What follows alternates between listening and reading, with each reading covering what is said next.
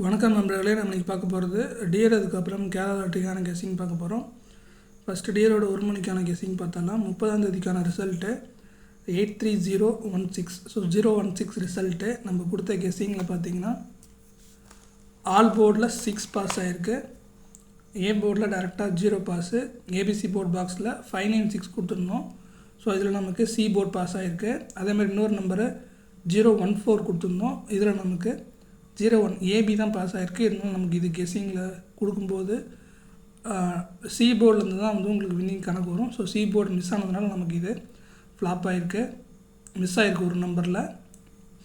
So 6 தனியாக pass, 0 pass ஆகிருக்கு. So 16 pass ஆகலை. ஓகே, 1ஆம் தேதிக்கான கெஸ்ஸிங்குள்ளே போயிடலாம். ஆல் போர்டில் நமக்கு 3 அதுக்கப்புறம் 9 கிடச்சிருக்கு. ஏ போர்டில் 6 அதுக்கப்புறம் 9 கிடச்சிருக்கு. பி போர்டில் 4 அதுக்கப்புறம் 9 கிடச்சிருக்கு. சி போர்டில் 4 அதுக்கப்புறம் 6 கிடச்சிருக்கு. ஏபிபிசிஎஸ்சியில் 6996 3993 கிடச்சிருக்கு.